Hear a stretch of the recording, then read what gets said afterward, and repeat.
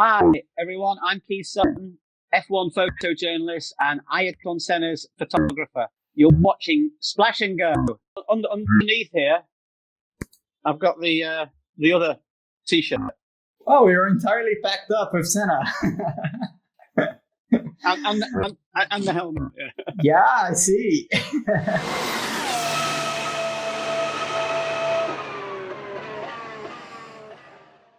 Mr. Sutton, welcome to Splash and Go. It's an honor to have you here. And if I may, I'm going to call you Keith during this interview, right? Thank you, Rodrigo. It's an absolute pleasure. Thank you so much for inviting me onto your podcast. Yeah, it's a pleasure.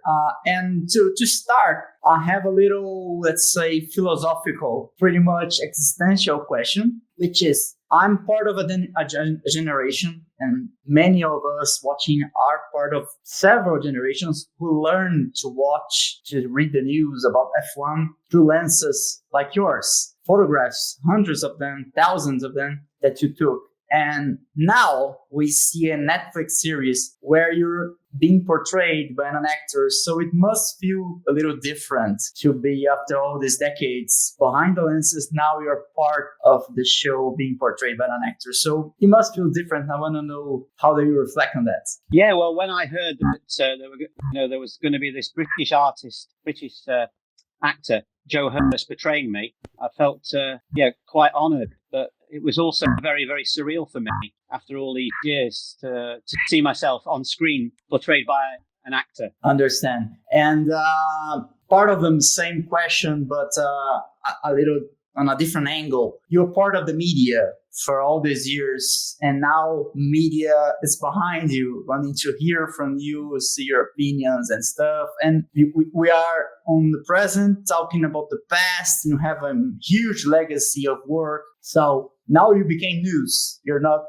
you're still in the media, but you became news. So it must feel also a little different, right? It does feel different. And the response I've had, is unbelievable. I didn't realize, having been portrayed in this movie, how many Brazilian people would be reaching out to me and following me on Instagram. I've had over 6.5 million views in the last few weeks.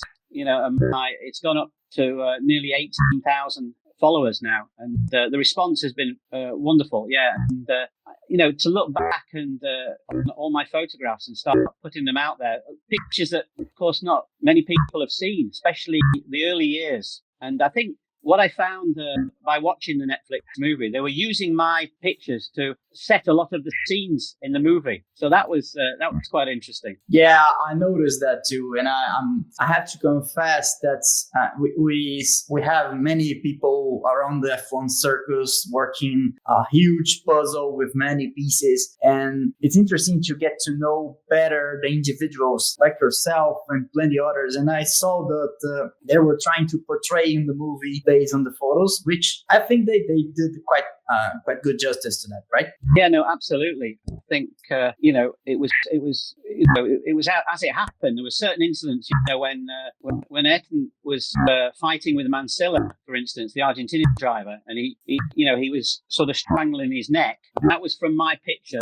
That scene was all developed from my pictures, of that incident. Nice. And I wanted to ask, I think the main question that I wanted to ask, but I have a lot, but was, what came first to you in the beginning? Was it the photographing or was it the motor racing? What came first to you? It was the motorsport, because my father was a very keen motorsport fan, and he used to go to our local circuit near Manchester called Oulton Park with all his friends. But when I was born, he carried on going to the Oulton Park with his friends until when I was 6 months old, my mother said, "Morris, if you're going to go to Oulton Park, you have to take Keith." So I was 6 months old at my first motor race, and I grew up at that track.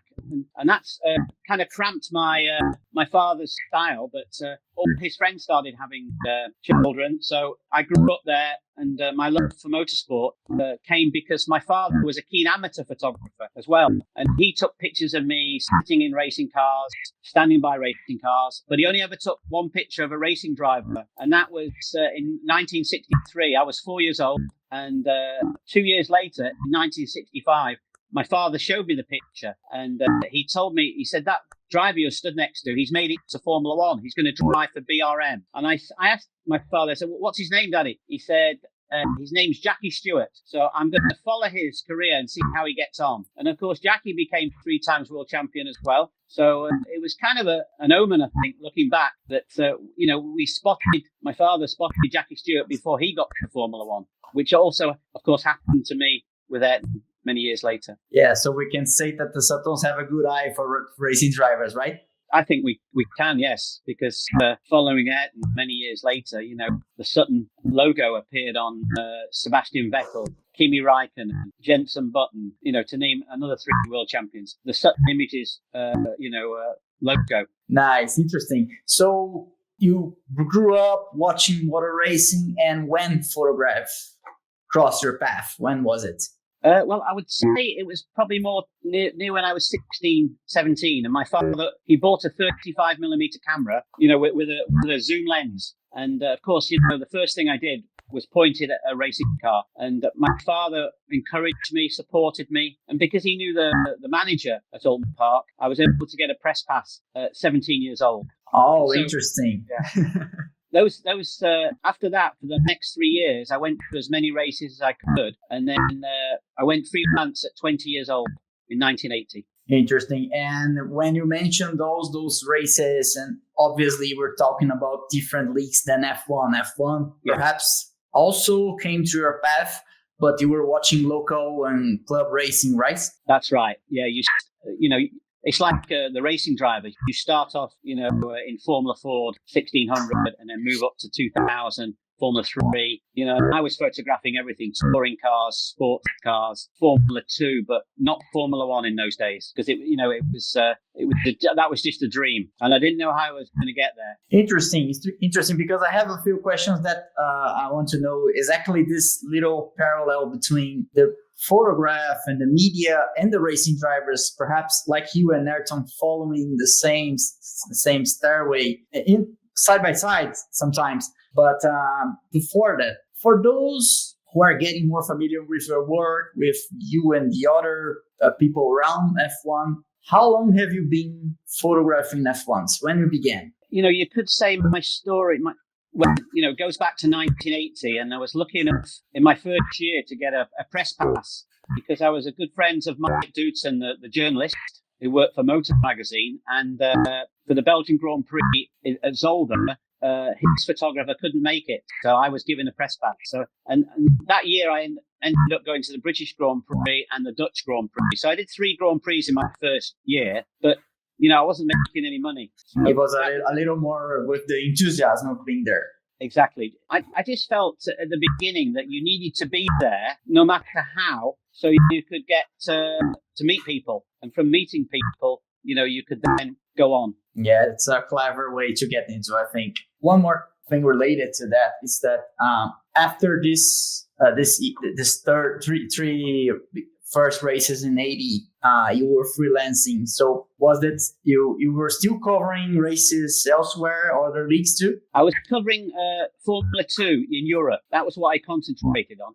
And because I knew, I couldn't get any pass for Formula 1. And Formula 2 was like a family in those days.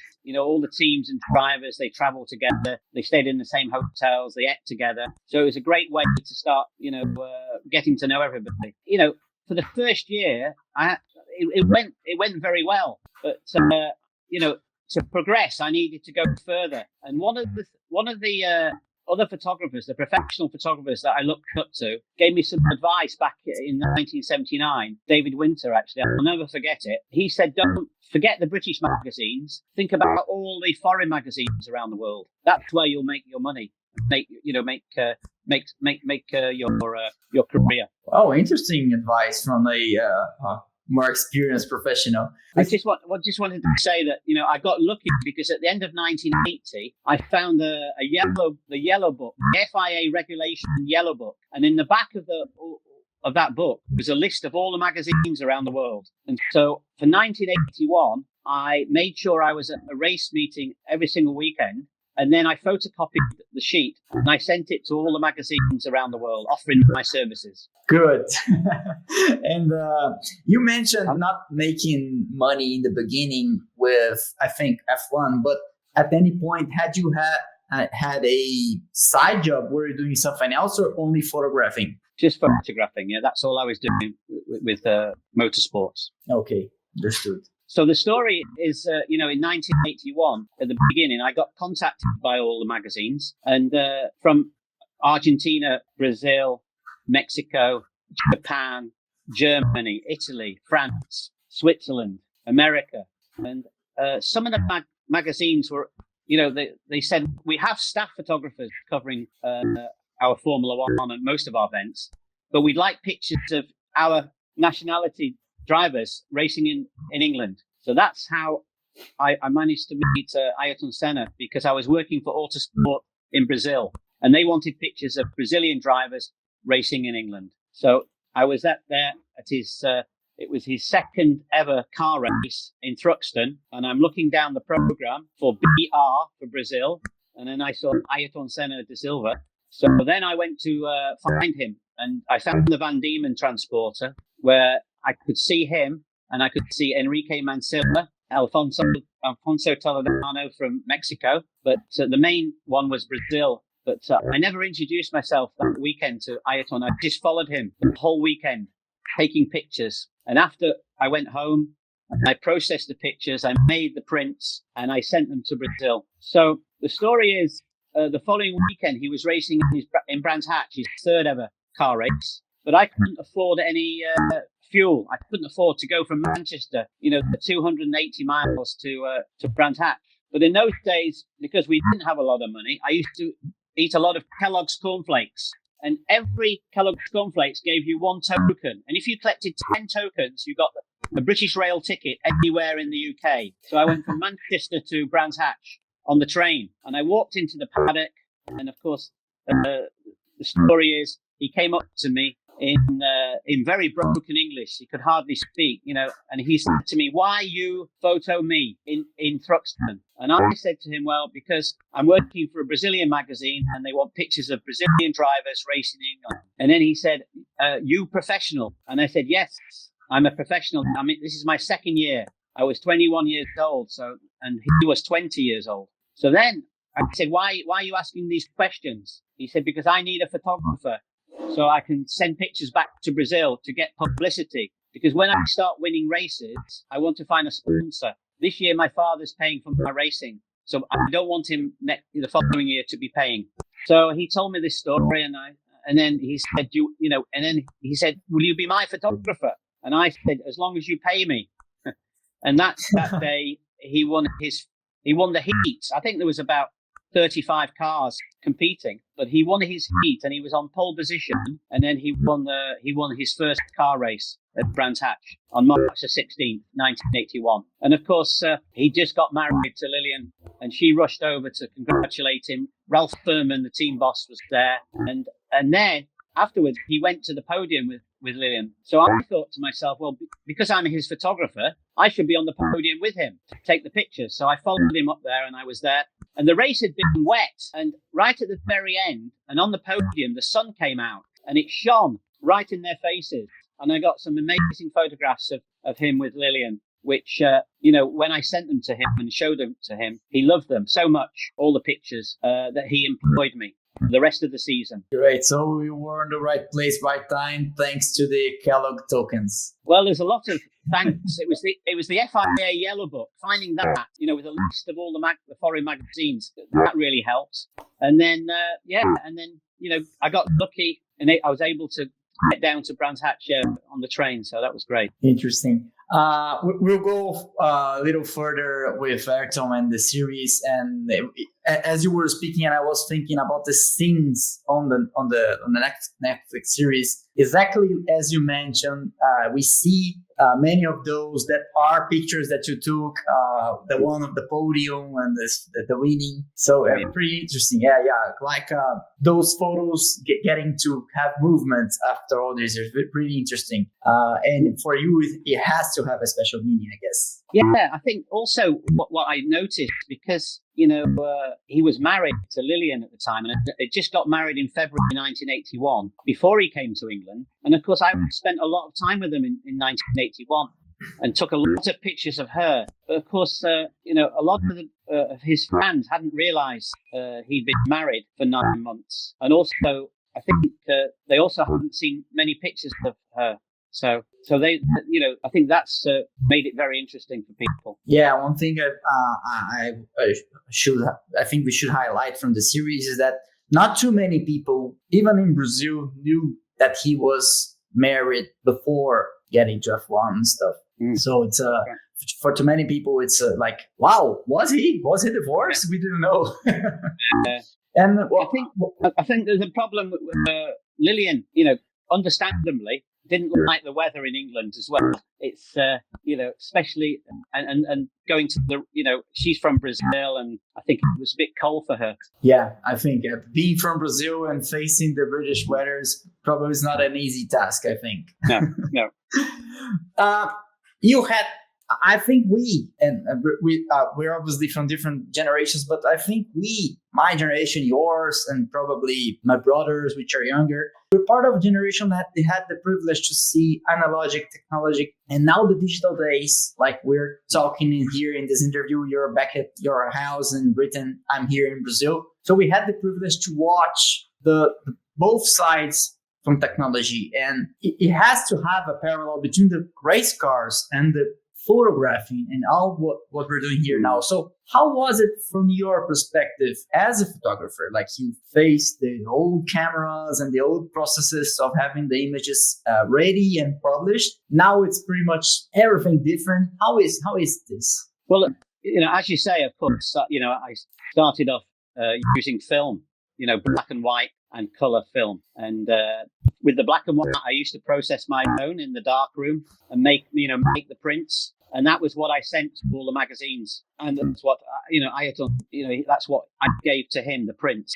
And there was a real skill in the photography, in the fact that, in those days, everything was manual. So you had the big telephoto lens, the 500mm lens, and you used to hand hold it, but you had to focus and you had to follow focus, the car, at 200 miles an hour. And then the exposure was done on the light meter. So you'd put the speed that you wanted to shoot at, the ASA of the film, and then that would give you the aperture, which you'd then put onto the camera. So everything was manual, and you didn't know any difference. And of course, as the years went by, and we got to digital, things changed a lot.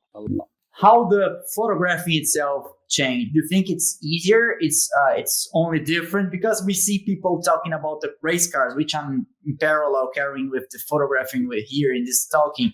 Many people say, no, these race cars are easier to drive. And sometimes I mention to the public here, I wouldn't say that. They're only requiring different skills from different drivers. Yeah, that's true. They're hard too. So how do you reflect on that? On the photographing, it's easier or it's only just different? No, it's a lot easier now because everything's auto focus, auto exposure, and I think, you can take, thousands of pictures to get one good picture where, a roll of film when we were shooting only had 36 frames on it. So you had to, there was more skill, and I think you had to be, obviously, and of course the processing was expensive, to process the film and to print everything.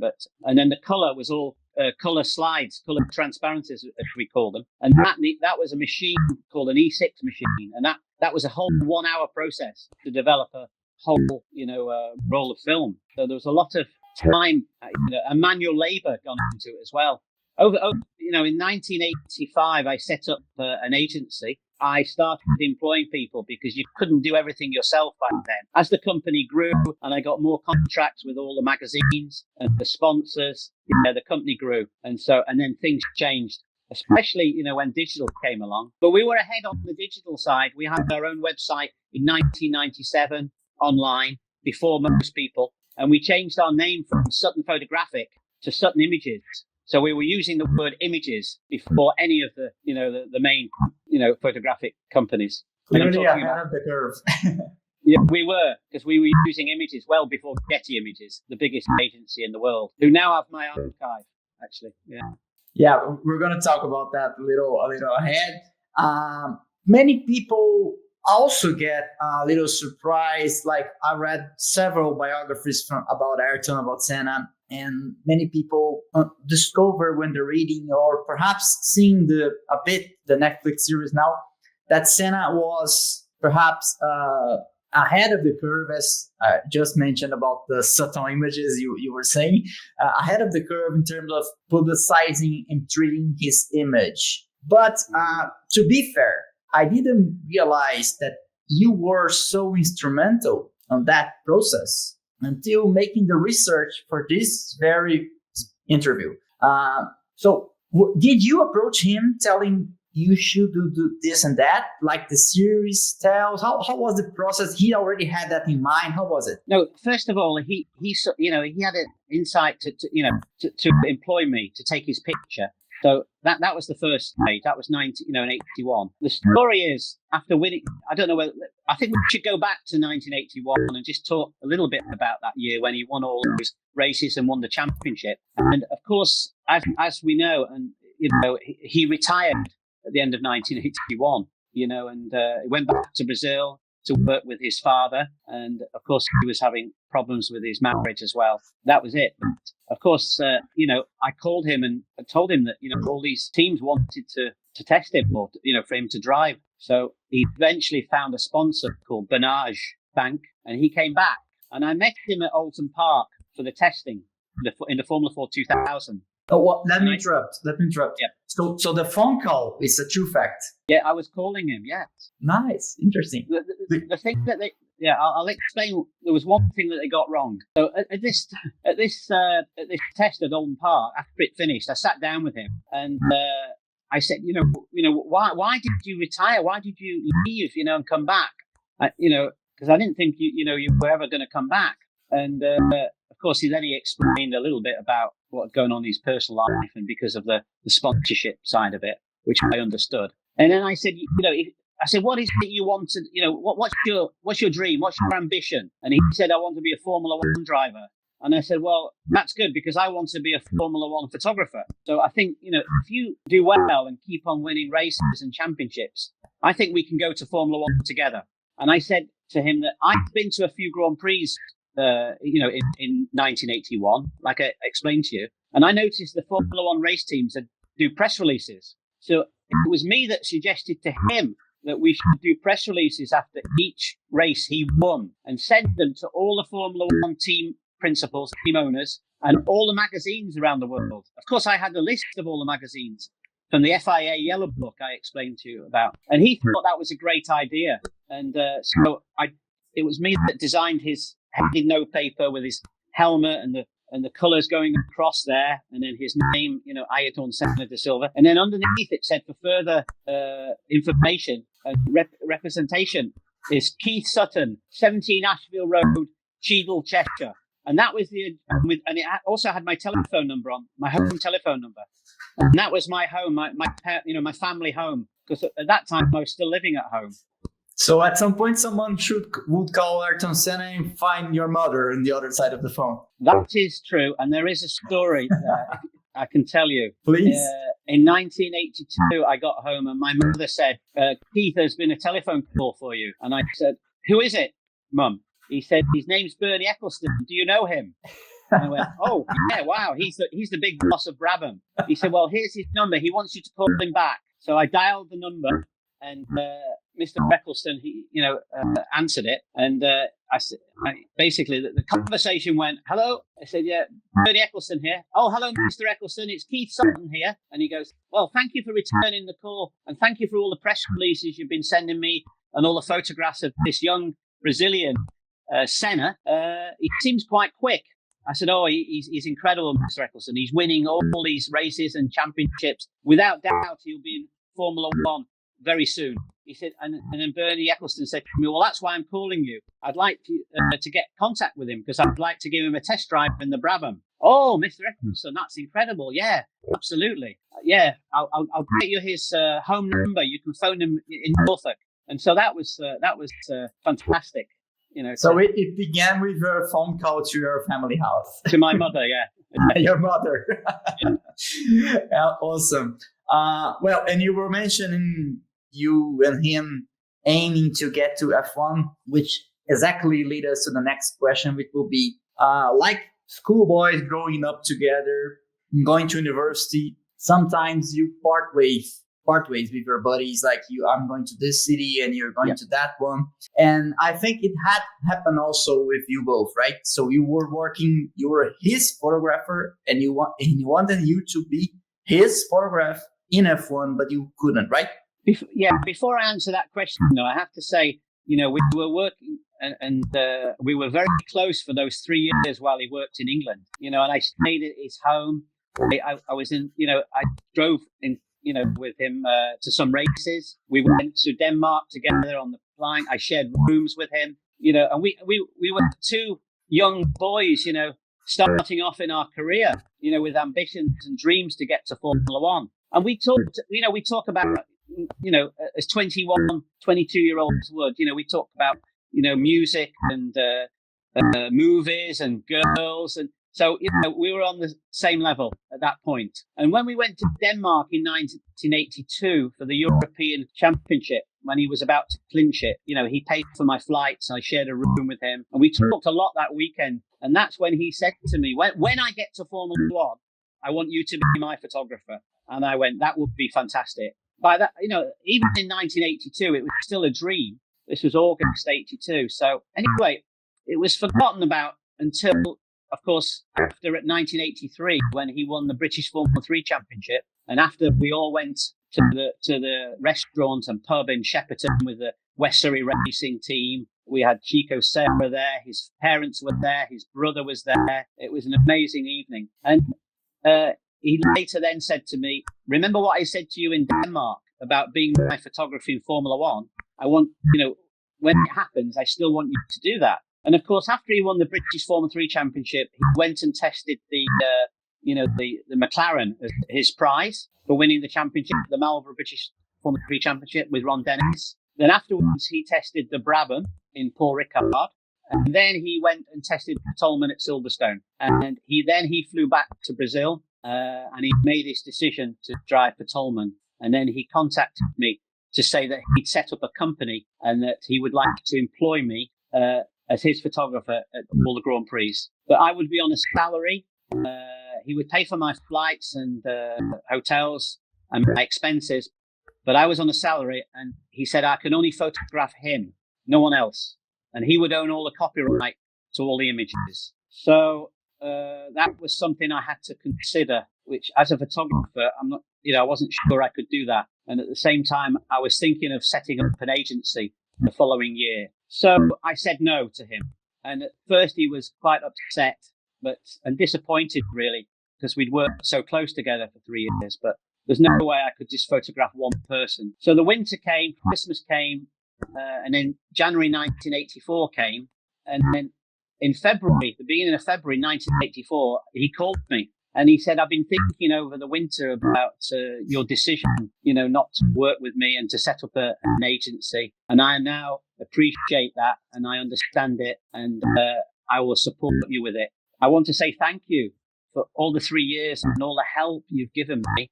So I would like you to be in Rio for my first Grand Prix. I'll pay for your flights, your hotel, all your expenses.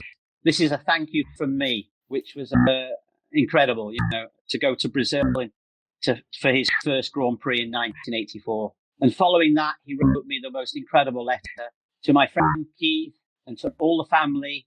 Thank you for helping me in my career with so much effort. So that's very special. And, of course, I have it here on my wall. Nice, interesting. Yeah. Yeah. So we can sum up that it went, despite a little turbulence in the beginning, it went well for you both to reach F1 in good terms in the relationship. Yes, and I set up my agency the following year in 1985, Sutton Photographic. Good. Of course, I was still going to all the Grand Prix. I was still photographing him, and he was still my friend, because he always used to stop and talk and say, how's the family? How's the business going? But I just wasn't working for him anymore. And of course, I was at all of his Grand Prix that he ever raced at. Okay. Yeah, I read several interviews that you gave before, so I wanted to clarify that if at any point you were more like distant because of like he became a superstar and something like that. No, the way I tell people, it's inevitable at the end, at the end of the day, because when you're starting off like that in your careers, and we were at the same level. You felt like you were on the same level. As the years went by and he got to Formula One, I was earning thousands. He was earning hundreds of thousands. And then he started living in Monaco, and then he had a private jet, and he's living in a completely different world than me. And that happens to all the drivers. Yeah, we see them growing up on the little small categories, then they climb, right? Yeah. Yeah.